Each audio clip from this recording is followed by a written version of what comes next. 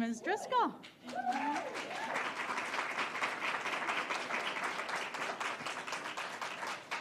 Thank you for the warm introduction, and for so many of you for joining us here today. It's a really special day. I'm grateful to be here with you, and I know Secretary Tutwiler is on his way. He's charging down the Mass Pike right now. This is a really special day for us in terms of the work that we're doing to support education. You know this, Massachusetts is #1 for education, #1 public schools in the country. That doesn't, yeah, hooray.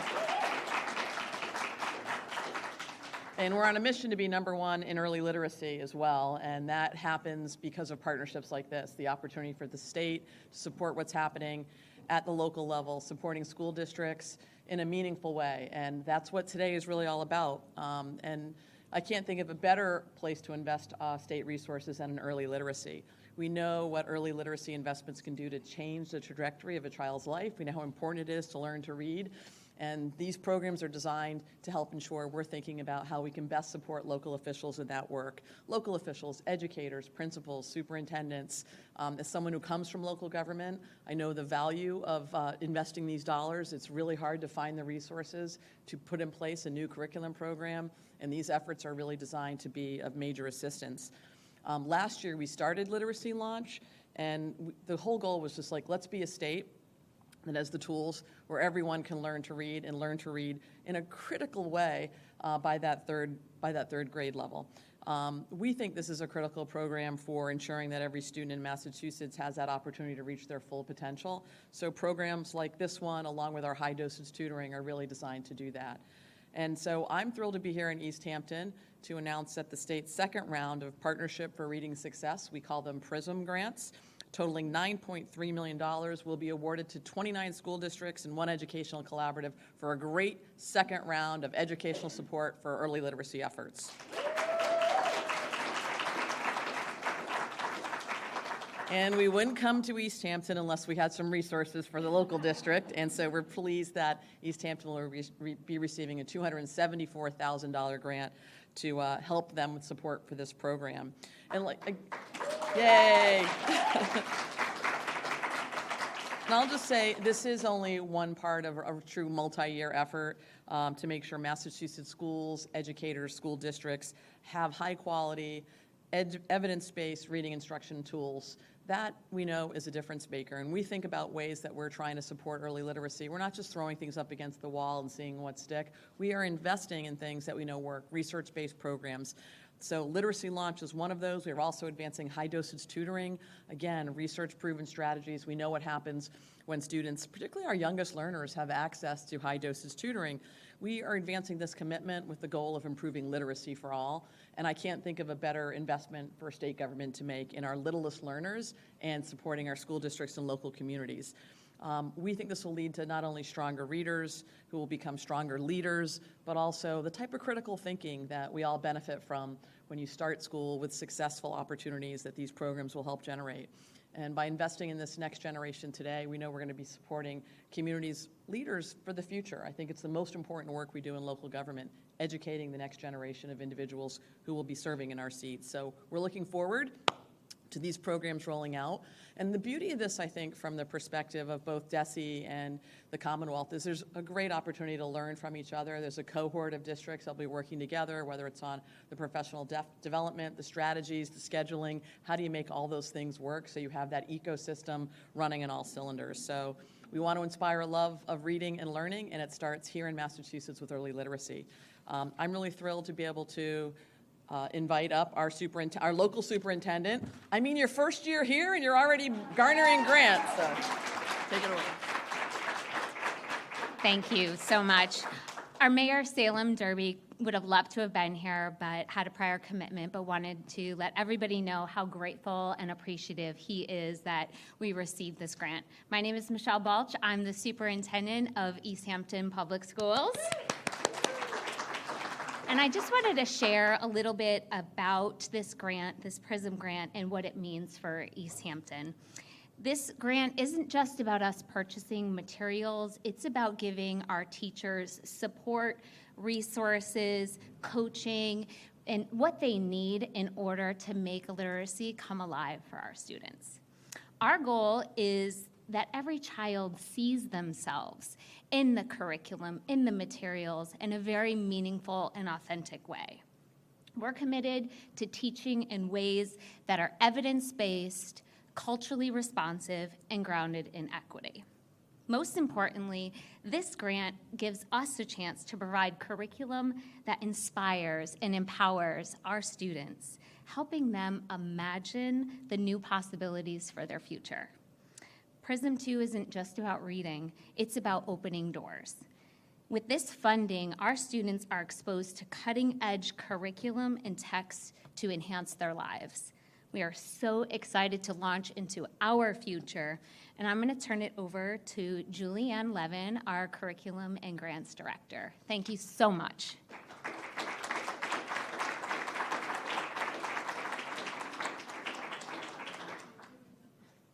Hello, I have a helper today. This is Willow, and she will be one of our littlest literacy learners this year in our preschool. For the last 9 years, I've had the pleasure to work with Jody Alatalo, who will be speaking for a little bit right after me. And she has taught me everything that I know now about early literacy. I came in as a middle school and high school literacy educator, and I knew that there was a magic that was happening before the kids came to me, and I was not clear what that magic was. And what Jody has taught me is it is magic with a lot of scientific research behind it. So she is going to come up here and let you know all about that. This is my very dear friend and one of the most exemplary educators I've ever met, Jody Alatalo.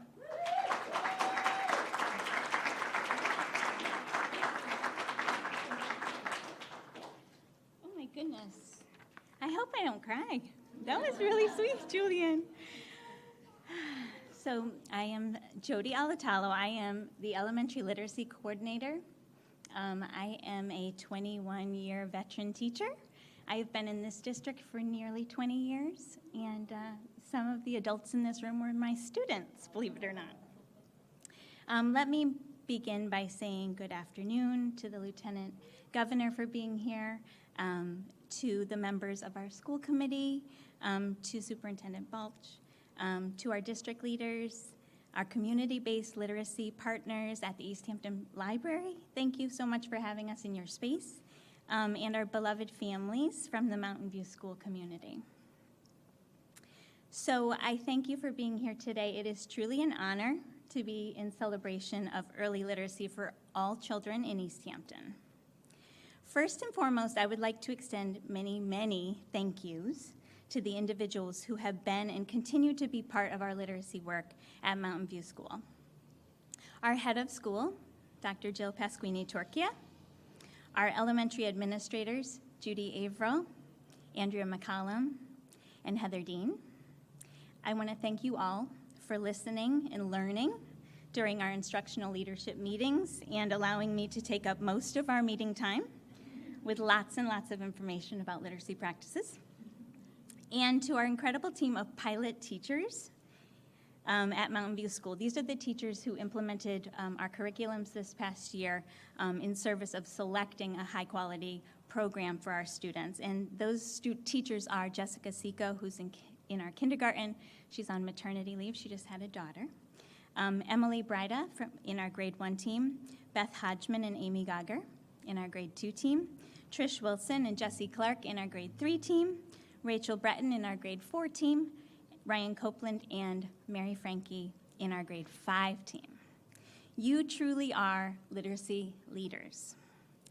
And your grade level teams are incredibly lucky to have you as model learners as we take this next step in our professional learning in East Hampton. And last but certainly not least, an enormous thank you to our Director of Curriculum, Julianne Levin, who was my co-author of the PRISM grant applications. Julianne, thank you so much for your unwavering commitment to evidence-based literacy instruction for all students in East Hampton Public Schools. Thank you for being my trusted partner in this work. To say I'm excited, yeah, go ahead and clap. To say I'm excited for our students and educators in East Hampton is an understatement. The PRISM grants, we were awarded 2, by the way, made possible by our state-level partners, will provide our educators pre-K to 5 with high-quality instructional materials and training to implement the core knowledge language arts curriculum in all classrooms at Mountain View School. We are tremendously grateful for this opportunity to implement CKLA, 3rd edition, hot off the press, which is the best thing, this academic year. This is only made possible by the hard work of an amazing team of teachers who engaged in this year-long process to select this literacy curriculum. In June of 2024, the pilot team began the process of reviewing highly rated literacy programs to update our current core instructional program. The team analyzed the current core in 2 highly rated options through the lens of the simple view of reading, which is a foundational model we use in reading instruction, supported by reading research. The simple view is the seminal work of cognitive scientists Philip Goff and William Tunmer. It's a theoretical model that simplifies the very complex process of learning to read into 2 main components: language comprehension, the ability to understand spoken language, and word recognition, the ability to read words automatically and effortlessly. Together, these 2 components produce skilled reading. Skilled reading, or comprehension, means understanding text. This is not accessible without strengthening both the language comprehension and the word recognition parts. Our pilot team sought out a program that would engage children in purposeful talk and active listening to build vocabulary and knowledge in service of strengthening language comprehension and written expression. And equally important was the pursuit of a program that provides children with the foundational skills needed for automatic word reading and spelling through direct, explicit, systematic, and sequential instruction. We were looking for a singular, cohesive literacy curriculum to prepare our students to become skilled readers, skilled writers, active listeners, and articulate speakers. Through the pilot process and ultimately our selection of core knowledge, we leaned into the many resources from the Mass Curate and asked and answered these questions. Does our choice for high-quality instructional materials provide a strong foundation for all students, particularly students from historically underserved groups and communities? Will all students have access to grade-appropriate content and practices that enable them to excel at grade level and beyond? And will this program support teachers to cultivate deeper learning for students through learning that is real-world, relevant, and by way of interactive and evidence-based practices that are inclusive and culturally and linguistically sustaining? We believe the answer to be yes. And if I may, I'd like to end with a story, or 2, if possible. So I've been a teacher for 21 years. It may be a surprise for you to know that I did not engage in a whole lot of reading as a child. I didn't grow up in a house full of books, as you might imagine, and my parents were not readers. In fact, I don't think I ever saw either of my parents pick up a book and read for pleasure. Not once. We didn't visit the local library, and we didn't have many children's books for me to read. However, literacy practices were alive and well in our little cottage on the Connecticut River that we called home. Every Sunday morning, my mom and dad and my aunts and uncles gathered around our wooden kitchen table. There were cups of coffee, a great deal of loud, boisterous storytelling, and a whole lot of laughter. In my house, there was a great deal of kitchen table talk. This type of talk is what we call, in the literacy world, purposeful. The audience was family, and the purpose can best be described as the expression of love and deep connection. And when I was in 5th grade, Mrs. Stevens read us the story A Bridge to Terabithia by Catherine Patterson. And that changed everything for me. She gave us each a copy of the text to follow along. I thought that was just incredible, and Mrs. Stevens knew exactly what she was doing. And if you've not read A Bridge to Terabithia, it's a story about friendship and loss. In the story, a boy named Jess and a girl named Leslie discover a special place in the woods they call Terabithia. It's a secret sanctuary just for the two of them. Well, I soon discovered my own Terabithia, right near my childhood home. It happened to be just a short walk from my bus stop, down the dirt road where I lived, under the barbed wire fence, past the apple tree, a short walk across the pasture, and down to the stream bed of Dry Brook. This secret special place was just for me. I would go there by myself and imagine Mrs. Stevens' read aloud transformed me. Not only did that story provide me with the connection to home, but it opened my eyes to the infinite possibilities within the pages of a book. I share these personal stories because I believe that we, as educators, have a responsibility to be a bridge for our students, to honor and celebrate their diverse home literacy experiences, and to create the conditions in our classrooms where active engagement leads to transformative learning experiences. It is my hope and dream that the students in East Hampton feel honored and celebrated for who they are and where they come from, and for each child to have the opportunity to be transformed by their literacy learning at Mountain View School. Thank you.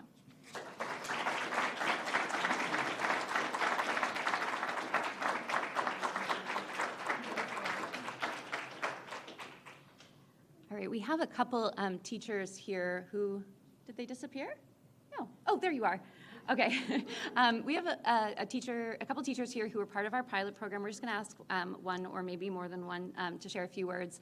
I wanted to invite up Mary Frankie, who's also a parent of students at Mountain View School. And so she is witnessing this change from both the parent side as well as the instructor side. So I wanted to have her just share a couple words about our gratitude.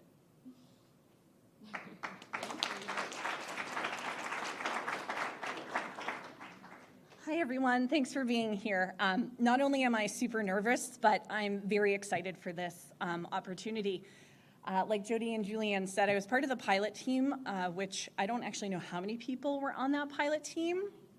How many? Nine, including me, 9 of us. And it was an extraordinary group of teachers that I felt really honored to be among. There was always deep conversations that we had with literacy, which excited me. And after having taught for 17 years, sometimes entering that classroom can feel a little daunting at times. And I actually said to Jody sometime, I was stricken with pneumonia for 2 months in the winter. So coming back and jumping into teaching a whole new curriculum felt like my first year of teaching all over again. And I have to say, CKLA was something that sparked something in me that I hadn't felt probably in like 15 years of teaching. And that was excitement in teaching kids to read. And that can feel really daunting when you stare at sometimes a classroom full of 20 kids at all different levels thinking, goodness, my job is to make sure in 180 days, which yes, day 1 seems like a long time, it's not. And this was something I saw in my own class, in my own students. We actually, in 5th grade, we read Don Quixote. Yes, audible gasp, I was hoping for that. And it was the most fun I had ever had in a classroom. I actually had a student who, in March, had a group of chicks, and she started naming all the chickens' characters after Don Quixote. And she ended up naming, I believe, one of like the alpha chick, I don't know the verbiage there, Sancha, because she felt like, or Sancho, that was the idealistic chick because it made all the right decisions. So talk about text to self, right? I couldn't have asked for a better outcome, but I just want to thank you all for the support that you give this community. I'm a teacher, I'm a parent, so I have the trifecta here. I'm also a resident, so it means a lot to see and to feel excited going into the school year. So thank you very much. Thank you for all of you for all the work that you put in. And I just want to shout out to Tricia and Jesse who are here with us. So thanks, guys. But thank you, everyone. That's it.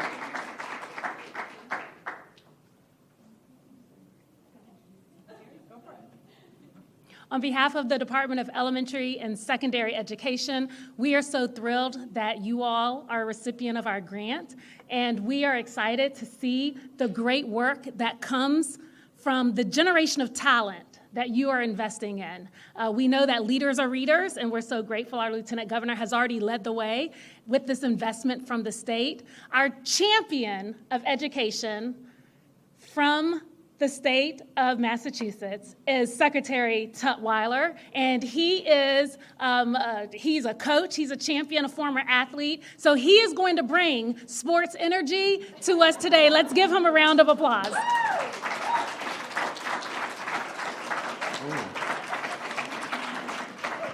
All right, how we doing? Yeah, feeling good? All right, great, me too. Let me tell you, there are few things worse than really wanting to get somewhere and celebrate something. Do you all know what happened to me? Oh, people are laughing like they already know it. I got hung up in traffic, and so I was 15 minutes late. I apologize, but I'm glad that things moved on. And I was so excited to get here, and I'm happy to be here now because this is a celebration. Really heartened by the stories that I've heard thus far from the teachers who are engaging in this important work. We all know that early literacy has been a challenge, not just in Massachusetts, but really nationally.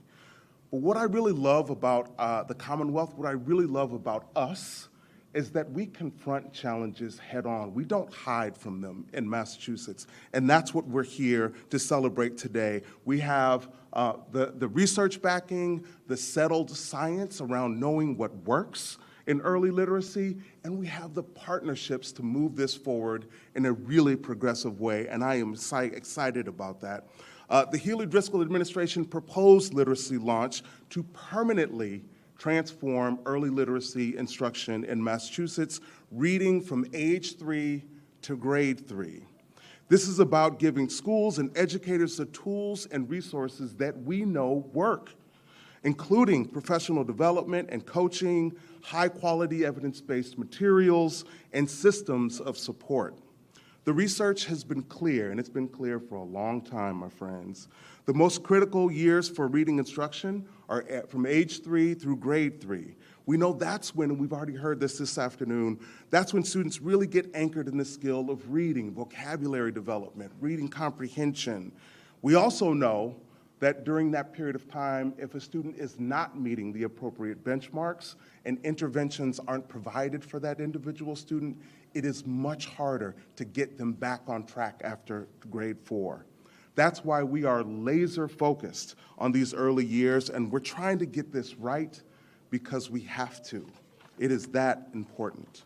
And I know that right here in East Hampton, you have the leadership dedicated to improving early literacy. I know LG has already announced this. So grateful that here we are celebrating this announcement, $9.3 million impacting not just East Hampton, but 29 additional districts across the Commonwealth.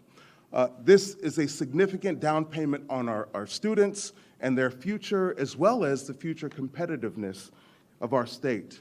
Last week on Monday, really felt honored to be in Mansfield with 300 educators representing 84 school districts across the Commonwealth for the very first Literacy Launch Institute. This was 4 days wherein that 300 educators, dedicated educators, volunteered their own time to learn and improve and hone their early literacy instruction skills. I was deeply inspired by their commitment and passion, and I'm excited to tell you that there's another Literacy Launch Institute that launched just today with another 300 educators from the Commonwealth of Massachusetts. Appreciate that. Now, I mentioned this to you because it is awesome, but also quickly, if you do the math, as I did on the calculator before I came in here, 600 educators, if you think conservatively about 20 students per educator, that's 12,000 students impacted by this important professional development, which is also supported by coaching. We know that it's important to provide the evidence-based curriculum materials, but we also know that it's important to invest in our educators, and that's what that Literacy Launch Institute is all about. We are prioritizing early literacy for the simple but profound reality that doing so has a marked benefit on their educational career, for sure, but we believe that literacy is a foundational marker that impacts a student's life. We've got to get this right. We're doing this with all sincerity, and we know that if we continue along this track, we can permanently improve how students learn to read for years to come. Thank you so much. It is an honor to be here to join you in this celebration. And because I'm late, I don't know who I'm introducing next. We're going. Am I the last person? Okay. Literacy launch on 3. 1, 2, 3. All right. Come on up for a photo.